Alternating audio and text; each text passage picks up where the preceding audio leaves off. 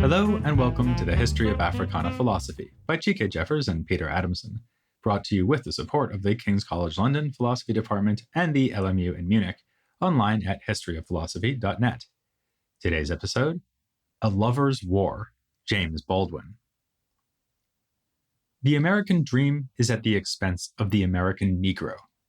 This motion was put up for debate at the Cambridge Union Society in February 1965. Speaking on one side was the essayist and novelist James Baldwin, at this time a major figure in American culture. His opponent, the conservative William F. Buckley, rather sardonically noted that there was not a university in the land where Baldwin was not the toast of the town. If you watch the debate, which is available on YouTube, you'll see why. As he explains to this largely white British audience what it means to be Black in America, Baldwin is by turns nuanced, rhetorically strident, and mordantly funny, as when he looks back on his own childhood, it comes as a great shock around the age of 5 or 6 or 7 to discover that the flag to which you have pledged allegiance along with everybody else has not pledged allegiance to you. His argument is that the African American is shaped by a history of oppression that traps both victim and perpetrator in a cycle of delusion and cruelty, one that can be ended only through empathy, which he, of course, failed to receive from Buckley. He portrayed Baldwin as a prophet of despair, who taught that American civilization, and indeed Western civilization, has failed him and his people, and that we ought to throw it over. Baldwin would in fact have had good reason for being suspicious about Buckley's talk of civilization. The latter's periodical, the National Review, had a few years earlier argued for continued dominance of the white community in the southern United States, on the grounds that, for the time being, it is the advanced race and should uphold civilized standards rather than bow to the demands of the numerical majority. At Cambridge, Buckley spoke after Baldwin, so we do not know what Baldwin would have said in response if given the opportunity, but a fair guess could be made on the basis of an interview Baldwin had given 2 years earlier, in 1963. When the white reporter asked him to say whether the civil rights movement would become violent, Baldwin replied, "The history of the civilization that you want me to imitate is a history of violence, of bloodshed. Whether it becomes violent or nonviolent depends on you." Violence, he added, was being done to Black people in your name. You have no right not to know that. The accusation being made here by Baldwin is one he frequently aimed at white Americans. Even if they were not directly guilty of violence, they were guilty of willful ignorance, of conveniently failing to notice their position of cultural and economic supremacy and what was being done to maintain it. This unjust situation is the status quo, which goes by the name of civilization, and any action taken against it is therefore, by definition, violent and uncivilized. Or, as Baldwin once wrote, "The idea of white supremacy rests simply on the fact that white men are the creators of civilization, the present civilization, which is the only one that matters." His essays often reflect on the marginal place of Black people within or on the edges of this monolithic white culture, reminding us once again of W.E.B. Du Bois, who spoke of the double consciousness of the Black person, always looking at oneself through the eyes of others. Baldwin talked of learning in his youth that to be a Negro meant precisely that one was never looked at, but was simply at the mercy of the reflexes the color of one's skin caused in other people. What to do about this? In particular, what to do about this as a writer? On this subject, as on so many others, Baldwin had strong opinions. One of his first famous essays was Everybody's Protest Novel, which we've touched on already because of its criticism of Richard Wright. For Baldwin, novels like Wright's Native Son and what he took to be its forebear, Uncle Tom's Cabin by Harriet Beecher Stowe, do not really upset the system of oblivious whites and victimized Blacks. They merely give us as readers a very definite thrill of virtue from the fact that we are reading such a book at all. In another essay called Many Thousands Gone, Baldwin argued that the politicized figure of the Negro, like Wright's character Bigger Thomas, does not really exist except in the darkness of our minds. We associate with this figure only depressing statistics and the prospect of violence.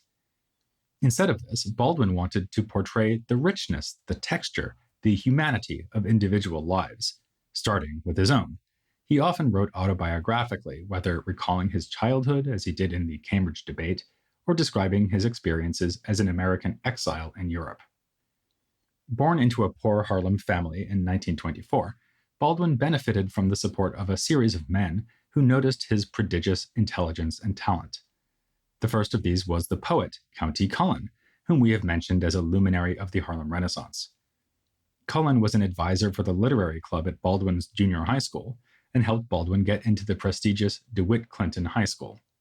In Greenwich Village, he later encountered an inspirational father figure, Buford Delaney, who gave him a model for life as an artist, an alternative to what Baldwin was doing at the time, which was to use his gifts as a precocious teenage preacher. Further support came from Richard Wright, who helped him get a fellowship to support his work as a writer. All the while, Baldwin was simmering with rage at the innumerable other indignities to which he was subject as a black man in America. He recklessly got into confrontations, as when he threw a water pitcher at a waitress who refused him service at a restaurant. Despite his reservations about Wright's native son, his own experience seemed in this case to confirm that Wright had not been wrong. Oppression does breed feelings of violence. Fittingly then, Baldwin related this experience in an essay entitled Notes of a Native Son. Still, as Baldwin said in one of his many essays about his own life, there is no such thing as common experience, because experience is a private and a very largely speechless affair. All black men suffer from an internal warfare involving a competition between rage, suppression of rage, and feelings of contempt. But, Baldwin noted, there are no doubt as many ways of coping with the resulting complex of tensions as there are black men in the world. Baldwin's way of coping was to leave America for France in 1948. Otherwise, as he famously remarked, he was going to kill somebody or be killed. His book, Nobody Knows My Name, offers a rather more nuanced explanation. I wanted to prevent myself from becoming merely a Negro. I wanted to find out in what way the specialness of my experience could be made to connect me with other people instead of dividing me from them. It's tempting to say that this is Baldwin's mission summed up in one sentence, though there are lots of sentences in Baldwin that might give you that feeling. By presenting himself as more than merely a Negro, as James Baldwin, and not just another cipher like Bigger Thomas, he could give his readers a chance to understand him, and thus to understand themselves, since those readers had been forged in the same fires from which Baldwin had emerged. That would very much include white readers. Baldwin said that whatever white people do not know about Negroes reveals precisely and inexorably what they do not know about themselves, and that the price of the liberation of the white people is the liberation of the blacks. And here's another way he put it. At the root of the American Negro problem is the necessity of the American white man to find a way of living with the Negro in order to be able to live with himself. Because white people are oblivious to the oppression that keeps them in a dominant position, they suffer from what we might call false consciousness or willful delusion. Baldwin wanted to do white audiences the favor of dispelling that delusion. It's a point he made at the Cambridge debate. Just as black Americans may suffer from the misconception that they belong where white people have put them, white Americans suffer from a bogus perception of their own place in the world that rests on racial difference. Even the poorest white man will take refuge in the consolation that at least he is not black.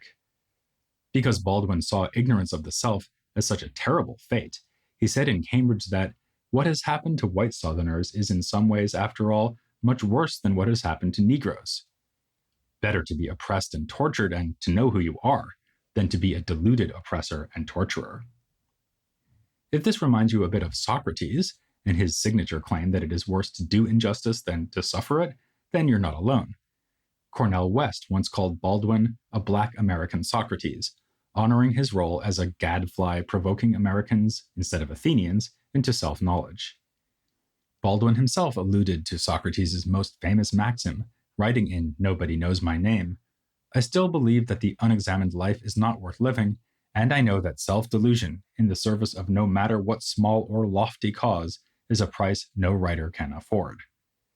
By confronting white Americans with their complicity in oppression, this black American Socrates could induce them to examine their own lives more carefully. The same result might be achieved at the level of society as a whole by undoing the structures of segregation. If the word integration means anything, wrote Baldwin, this is what it means, that we, with love, shall force our brothers to see themselves as they are, to cease fleeing from reality and begin to change it. We may be taken aback here by the invocation of love. Having just recently considered Richard Wright and his vivid depiction of violence and amorality as a reaction to oppression, and given Baldwin's reputation as a fiery activist and critic of racism, it comes as a shock to find him repeatedly insisting that Black people should love white people, and often do. Failing that, they tend to feel pity rather than hate, seeing as they do that whites are slightly mad victims of their own brainwashing. Love comes easily in the face of such ignorance and innocence, even if the innocence is culpable. Such declarations must have come naturally to Baldwin, given his youthful years in the pulpit.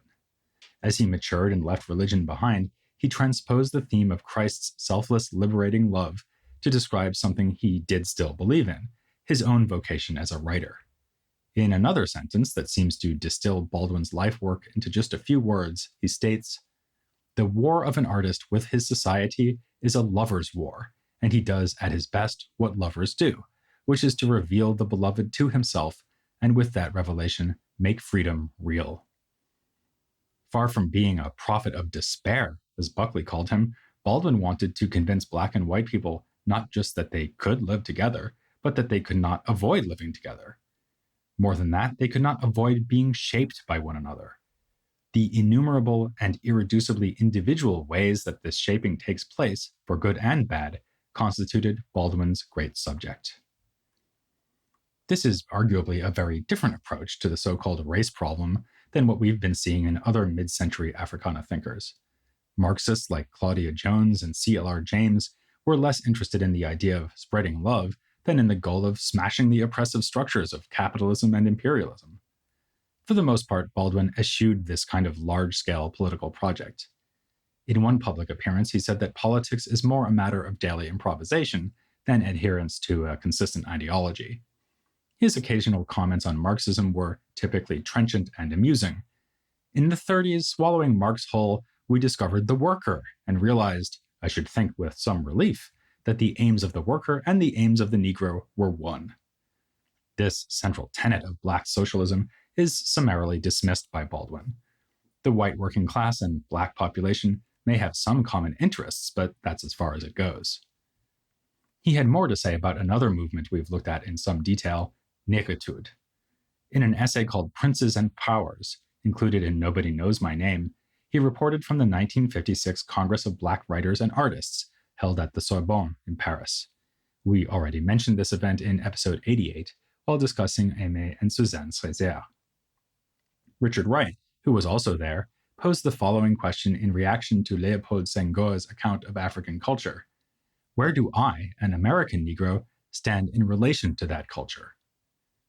For Baldwin, the event brought home precisely the cultural distance that separated him, as an African American, from thinkers who were either from Africa or from elsewhere in the African diaspora.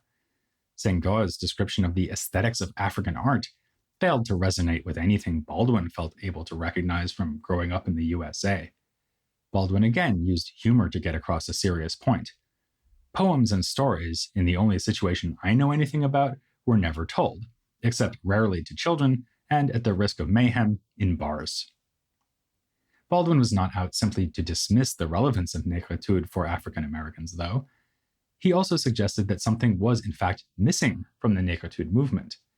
As he had written in an earlier essay, the Black American is a hybrid who carries with him the history of the grim encounter with white oppressors, what Baldwin here called the memory of the auction block. As a result, he is bone of their bone, flesh of their flesh. They have loved and hated and obsessed and feared each other, and his blood is in their soil. Therefore, he cannot deny them, nor can they ever be divorced. And this, from Baldwin's point of view at least, gives African Americans a special perspective and insight into Western culture that Africans lack. In his report on the Paris Conference, he wrote that the gulf which yawns between the American Negro and all other men of color is a very sad and dangerous state of affairs, for the American Negro is possibly the only man of color who can speak of the West with real authority, whose experience, painful as it is, also proves the vitality of these so transgressed Western ideals. We are thus brought back once again to the idea that Black and white people, in America at least, are a single people that should be united by love, yet are separated from one another by illusions about opposed identity. We can see something similar in his reaction to Elijah Muhammad and his Nation of Islam, which Baldwin wrote about in a celebrated essay called Down at the Cross, Letter from a Region in My Mind. It appeared in the New Yorker magazine in 1962 and was then included in his book, The Fire Next Time. In the essay, he speaks of being invited to the home of Elijah Muhammad in Chicago and describes the poignant scene that unfolded between them. No less than in his encounter with William F. Buckley just a few years later, but of course for very different reasons, Baldwin and Elijah Muhammad were doomed to speak past one another. Baldwin understood full well why the Nation of Islam proclaimed all whites to be devils. As he puts it in his essay, most Negroes cannot risk assuming that the humanity of white people is more real to them than their color. Yet he could not see himself as a possible follower of Elijah Muhammad. This was in part because of his alienation from organized religion following his early years as a preacher. Pressed by Muhammad on questions of faith, he said simply, "I'm a writer. I like doing things alone." But the deeper reason was that he saw racial antagonism, however understandable, as the problem, not the solution. During the conversation, he thought to himself, but dared not say aloud, "I love a few people and they love me, and some of them are white. And isn't love more important than color?" Much later in his career, writing in the 1980s, Baldwin offered an explanation of how he came to think this way, to decide that the only war he wanted to fight was a lover's war. It appears in an essay called Freaks and the American Ideal of Manhood, a frank discussion of sexuality originally published in Playboy. During his youth, Baldwin says that for him, all of the American categories of male and female, straight or not, black or white, were shattered, thank heaven. This was thanks to his emerging sense of his own sexual identity, which would make him an awkward ally for the political left and a tricky proposition for publishers. The editors at Knopf told him to burn rather than publish his pioneering novel about a gay love affair, Giovanni's Room, and John and Robert Kennedy derisively referred to him as Martin Luther Queen. Most people, now and then, would simply think of Baldwin as a homosexual, but he himself said that such categories are 20th century terms which, for me, really have very little meaning. And the main idea of his essay on the ideal of manhood is not to celebrate love between male and male. Instead, it questions the very dichotomy of male and female, just as Baldwin's previous work challenged stark opposition between the races. At one point in the essay, he says, "It seems to me, possibly because I am black, very dangerous to model one's opposition to the arbitrary definition, the imposed ordeal, merely on the example supplied by one's oppressor. The object of one's hatred is never, alas, conveniently outside, but is seated in one's lap, stirring in one's bowels, and dictating the beat of one's heart." Transposing this insight to the realm of gender, he asserts that all humans are ultimately androgynous and have the freedom to determine for themselves how they will partake of the characteristics we associate with male and female. In yet another passage that condenses Baldwin's message into a short compass, he writes, "Each of us, helplessly and forever, contains the other, male in female, female in male, white in black, and black in white. We are a part of each other." Earlier in this episode, we mentioned how, in 1965, Baldwin challenged an interviewer who asked him to espouse nonviolence. You might already have guessed what inspired that question. The two were discussing the peaceful protests led by the man whose name was revised by the Kennedys in order to mock Baldwin's sexuality, Martin Luther King Jr. Baldwin knew King, worked together with him in the civil rights movement, and wrote an essay about him that contains the classic line, "The Reverend King is not like any preacher I've ever met before. For one thing, to state it boldly, I liked him." Next time, you'll have a chance to decide if you agree, as you listen to the first of multiple episodes addressing the career and ideas of King. So it would be a royal disappointment to us if you missed the next installment of The History of Africana Philosophy.